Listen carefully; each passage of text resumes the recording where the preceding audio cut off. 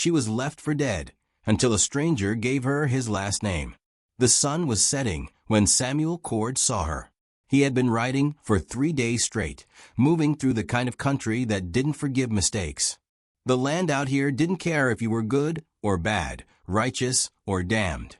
It just waited, quiet, patient, ready to swallow you whole if you gave it the chance. Samuel wasn't planning to stop in the town of Gravel Springs. It was the kind of place you passed through on your way to somewhere better, or nowhere at all. A handful of weathered buildings leaned against each other like old men too tired to stand alone. The saloon's painted sign had faded to nothing. The general store looked half abandoned. Even the church had boarded up windows, as if God himself had given up on the place. But then he saw her. She was lying just off the road, half hidden in the dust and sagebrush. At first, Samuel thought she was dead. Her dress was torn and stained dark with blood and dirt. Her hair hung loose and tangled, covering most of her face. One arm was stretched out toward the road, fingers curled like she'd been reaching for something or someone who never came. Samuel pulled his horse to a stop and sat there for a long moment, staring down at her. He'd seen plenty of bodies in his time. The West was full of them. Men who drew too slow. Women who trusted the wrong man. Children who didn't make it through the winter. Death wasn't shocking out here. It was just another part of the landscape. But something about this woman made him pause. Maybe it was the way her hand was still reaching. Or maybe it was the fact that she was so close to town, yet no one had come for her. Either way, Samuel dismounted and knelt beside her, brushing the hair back from her face. She was young, younger than he'd expected. Her skin was pale beneath the dust, her lips cracked and bleeding.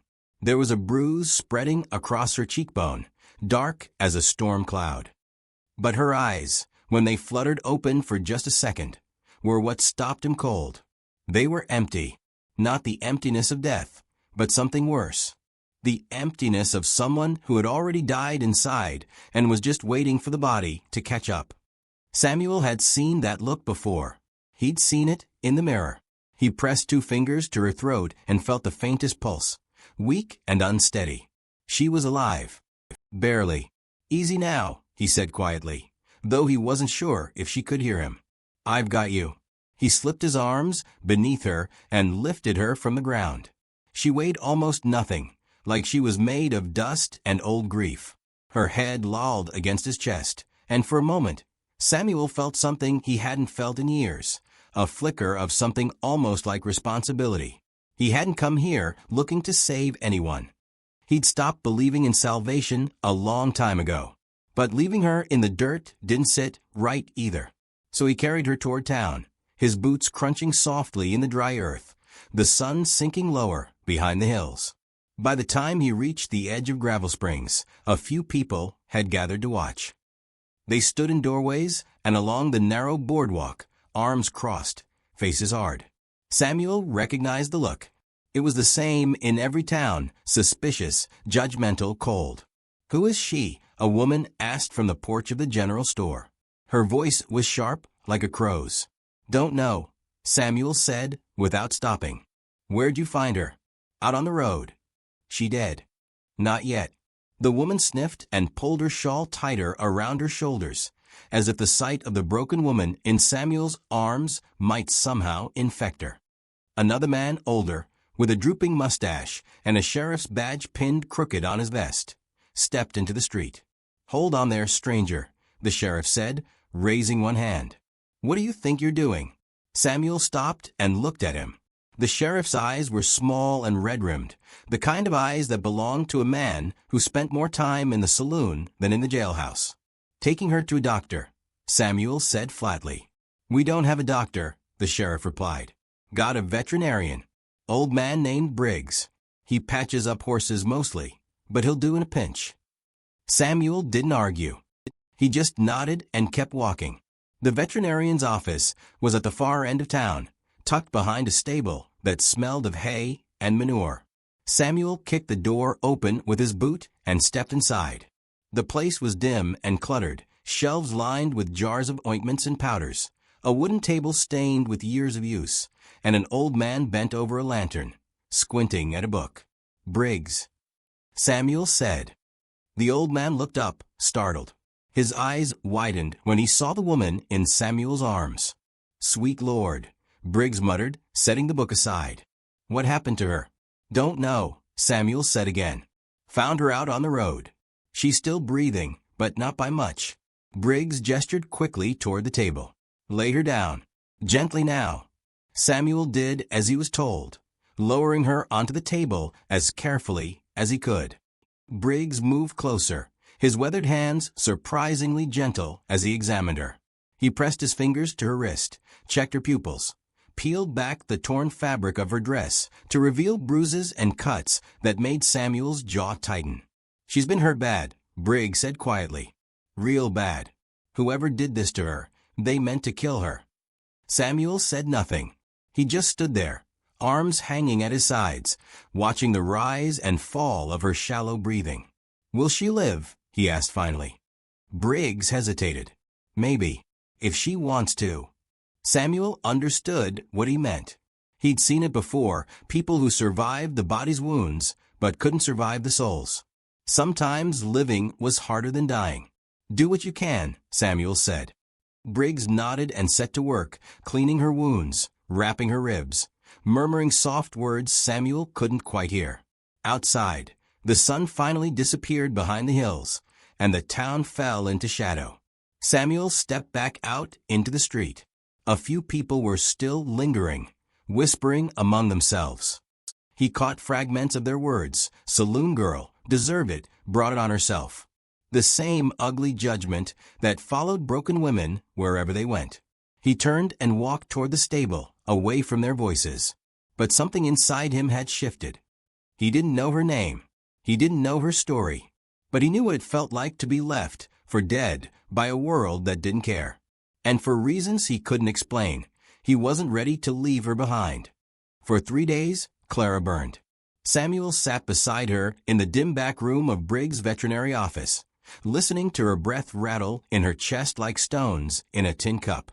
The fever came in waves, hot, then cold, then hot again, and each time it rose, she would thrash and moan, her hands clawing at the blanket as if trying to fight something only she could see. Briggs did what he could. He wrapped her ribs, stitched the deepest cuts, poured whiskey over the wounds that looked infected. But medicine could only do so much. The rest was up to her. "She's strong," Briggs said one evening, wiping his hands on a rag. "Stronger than she looks. But strength don't mean much if the will ain't there." Samuel didn't answer. He just sat in the chair by the window, his hat resting on his knee, watching the light fade from the sky. He hadn't planned to stay. He'd done his part, carried her to safety, paid Briggs what little money he had. He could have ridden out that first night and never looked back. But he didn't.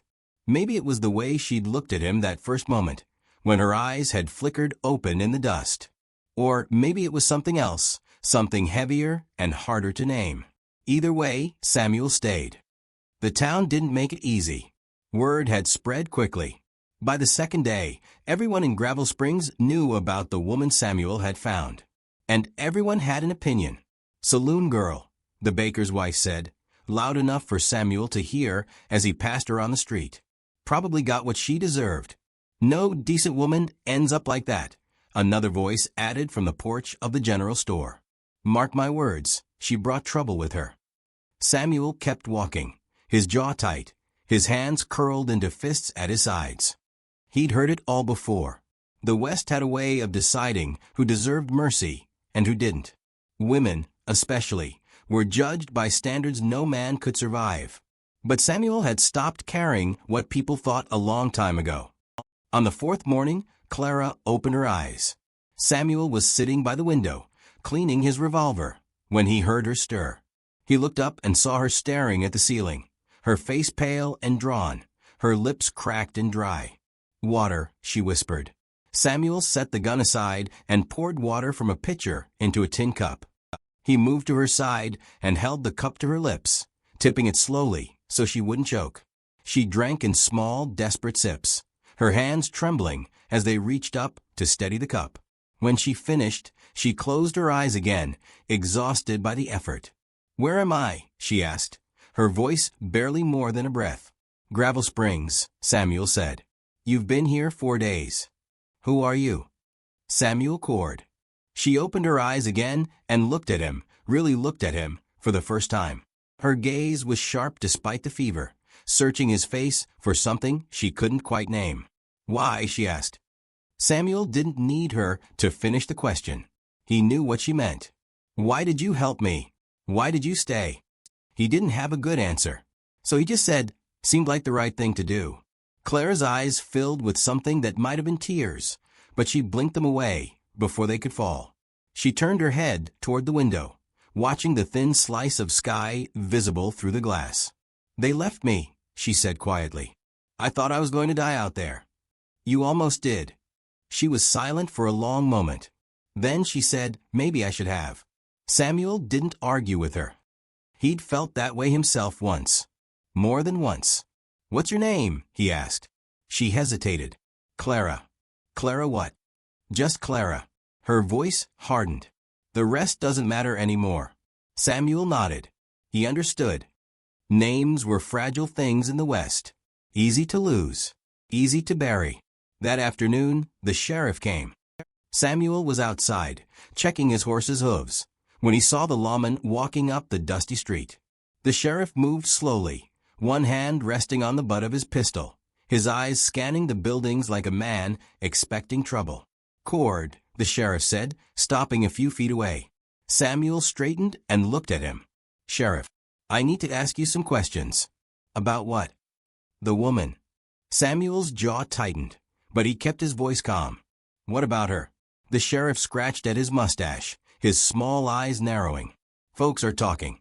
Saying she's a prostitute. Saying she probably ran off from some rancher or outlaw who got tired of her. Saying she's trouble. Folks say a lot of things. True enough. The sheriff spat into the dirt. But I got a job to do. If she's running from the law, or if someone's coming after her, I need to know. Samuel crossed his arms. She's not running from the law. How do you know? Because I know. The sheriff studied him for a long moment, then said, Who is she to you? Samuel didn't hesitate. He looked the sheriff straight in the eye and said, She's my wife. The words hung in the air like smoke. The sheriff blinked, surprised. Your wife? That's right. Funny. No one in town's ever seen her before. We've been traveling, Samuel said evenly. Got separated a few days back. I've been looking for her ever since. It was a lie. A bold, reckless lie. But Samuel didn't flinch. He told bigger lies before, and for worse reasons. The sheriff looked at him for a long time, his eyes searching Samuel's face for cracks in the story. But Samuel didn't give him any.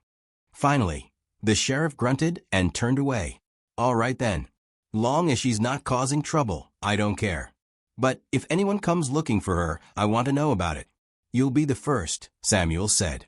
The sheriff walked away, and Samuel stood there in the street, his heart pounding harder than it should have.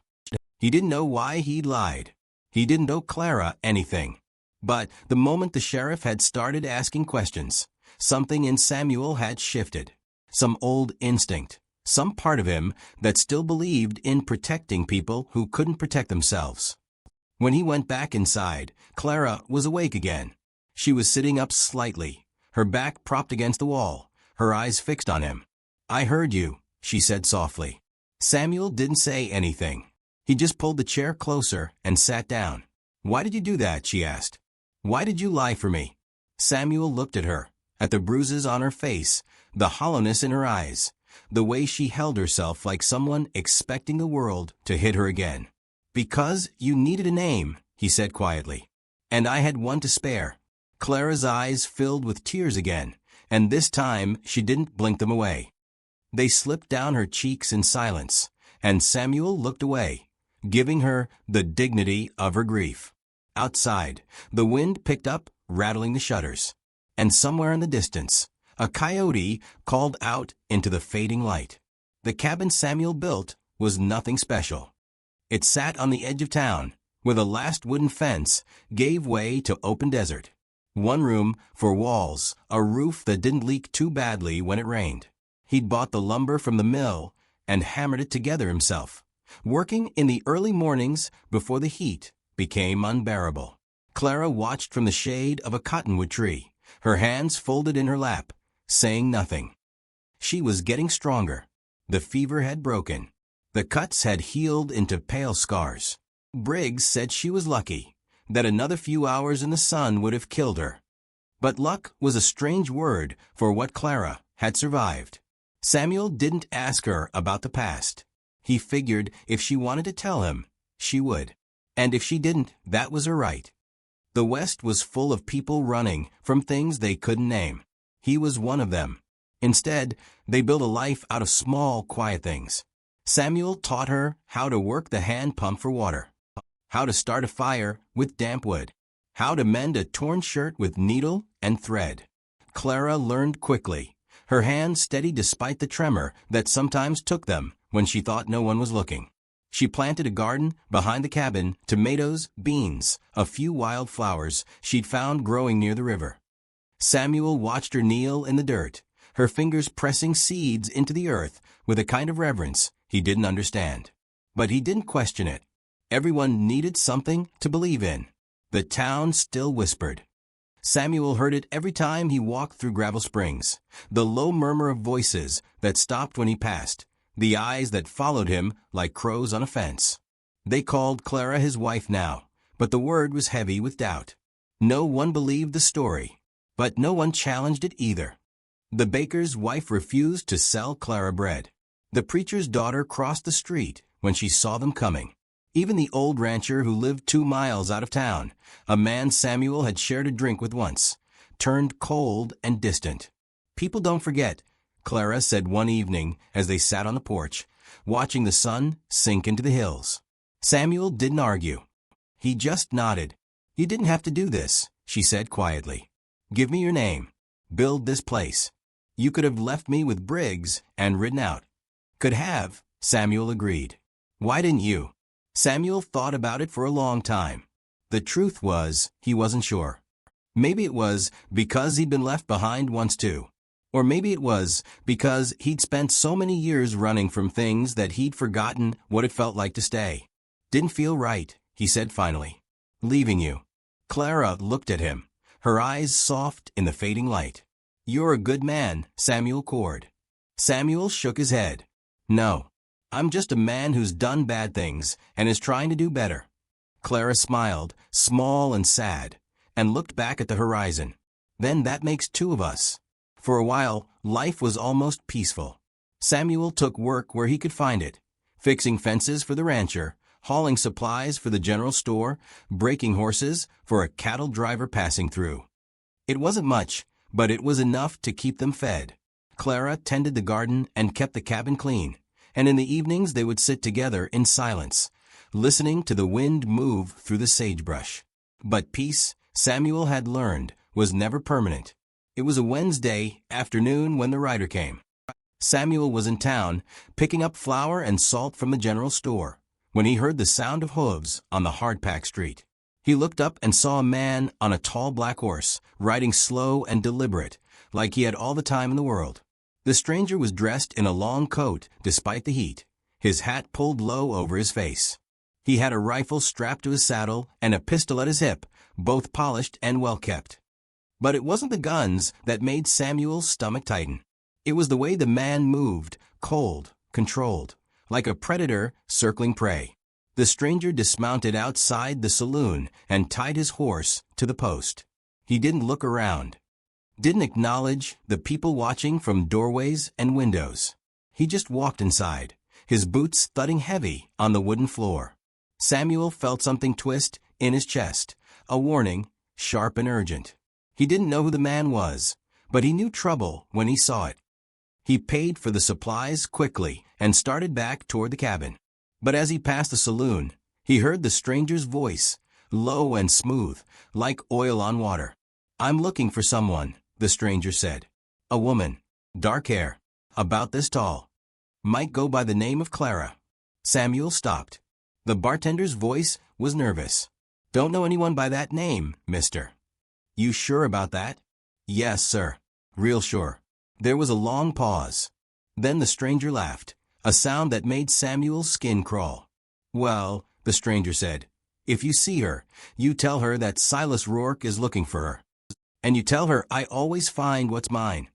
Samuel's hand moved to the gun at his side, his fingers brushing the worn handle. He didn't know who Silas Rourke was, but he knew what kind of man used the word mine when talking about a woman.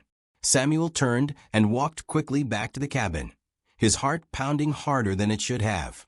Clara was in the garden when he arrived, kneeling in the dirt, her hands full of tomatoes. She looked up when she heard him coming, and her smile faded the moment she saw his face. "What's wrong?" she asked. Samuel didn't know how to say it, so he just told her the truth. "There's a man in town. Says his name is Silas Rourke. Says he's looking for you." The tomatoes fell from Clara's hands. Her face went pale, so pale Samuel thought she might faint. Her lips parted, but no sound came out. She stood slowly, her legs shaking, her eyes wide with a terror Samuel had never seen before. "No," she whispered. "No, no, no." Samuel moved closer, his hands reaching for her, but she stepped back, shaking her head. "He found me," she said, her voice breaking.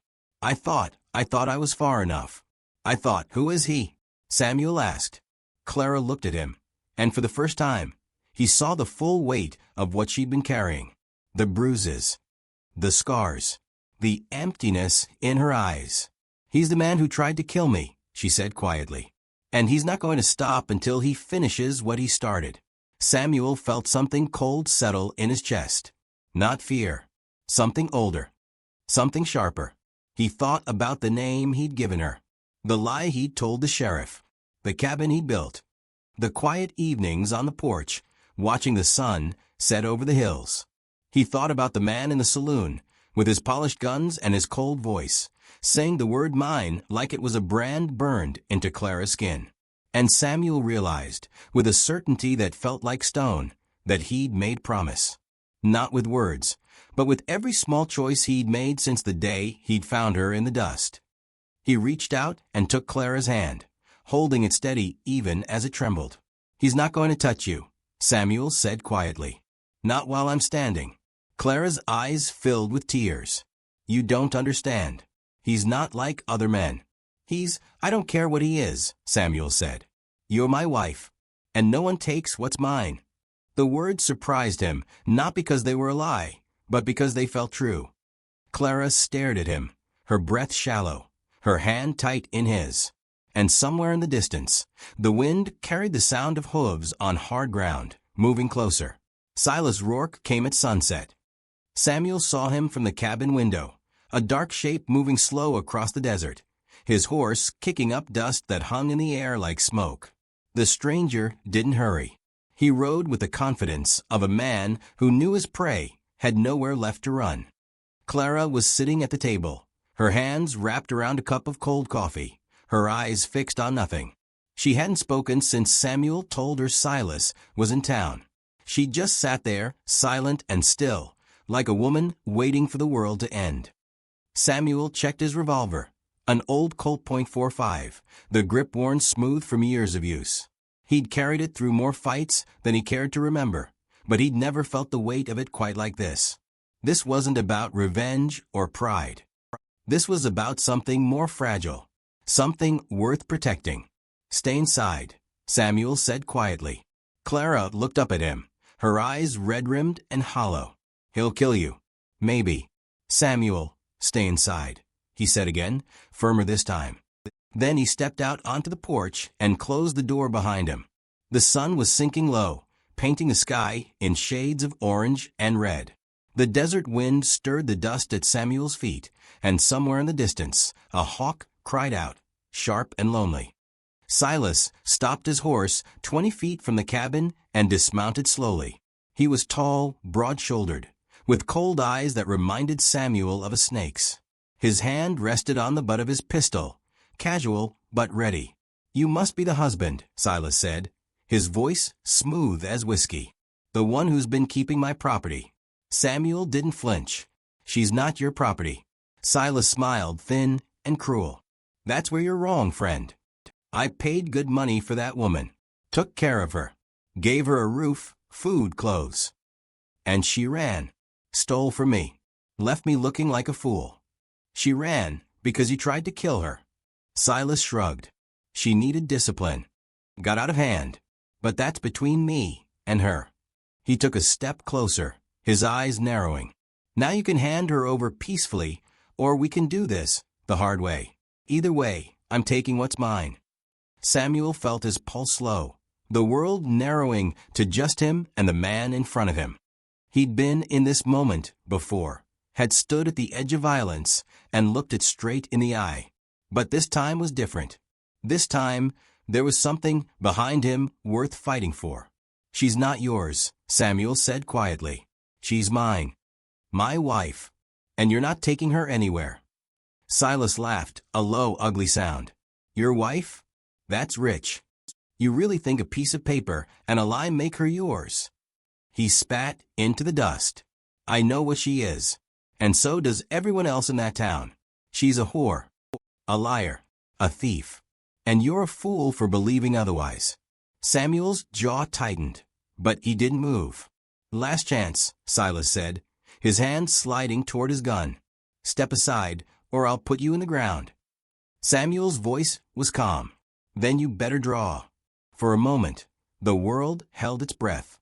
Then Silas moved. His hand flashed toward his pistol, fast and practiced. But Samuel was faster. His Colt cleared leather in one smooth motion, the hammer clicking back, the barrel leveling at Silas's chest. The shot rang out, loud and final, echoing across the desert like a judgment. Silas staggered backward, his eyes wide with surprise. His gun slipped from his hand and fell into the dust. He pressed one hand to his chest, where blood was already spreading dark and wet across his shirt. You, he started to say, but the words died in his throat. He dropped to his knees, then fell forward, his face hitting the dirt with a dull thud. Samuel stood there, his gun still raised, his heart pounding. The smoke curled from a barrel, drifting up into the fading light. He waited, watching, listening, but Silas didn't move again. It was over. The door behind Samuel creaked open, and Clara stepped out onto the porch. She moved slowly, her arms wrapped around herself, her eyes fixed on the body in the dirt. Is he? She whispered. He's dead, Samuel said. Clara's knees buckled, and Samuel caught her before she fell. He held her steady, his hands firm on her arms, and she leaned into him, her breath coming in short, shaking gasps. It's over, Samuel said quietly. He can't hurt you anymore. Clara looked up at him, tears streaming down her face. You killed him. For me. I'd do it again, Samuel said. And he meant it. They buried Silas Rourke that night, far from the cabin, in a shallow grave marked only by stones. Samuel didn't say any words over the body. There was nothing to say. The man had come to take what wasn't his, and he'd paid the price. Clara stood beside Samuel as he shoveled the last of the dirt over the grave. She didn't cry. She just watched, her face pale in the moonlight, her hands clasped in front of her. When it was done, Samuel leaned on the shovel and looked at her. You all right? He asked. Clara was silent for a long time. Then she said, I thought I'd feel different. Relieved, maybe. Or free. She shook her head. But I just feel tired. Samuel nodded. He understood. Killing a man, even a bad one, left a weight that didn't go away easy. They walked back to the cabin together, side by side, the desert wind at their backs. The moon was rising, casting long shadows across the sand, and the night was quiet except for the sound of their footsteps. Inside the cabin, Samuel lit a lantern and set it on the table. The warm light filled the small room, pushing back the darkness. Clara sat down in the chair by the window, and Samuel poured her a cup of water. She took it with both hands and drank slowly, her eyes distant. Thank you, she said finally. Samuel sat down across from her. You don't have to thank me. Yes, I do. Clara set the cup down and looked at him. Really looked at him. For the first time since the shooting. You gave me your name when no one else would. You built me a home. You stood between me and the man who tried to kill me. You didn't have to do any of that. I know, Samuel said quietly. Then why did you? Samuel thought about it. He thought about the woman he'd found in the dust, broken and dying.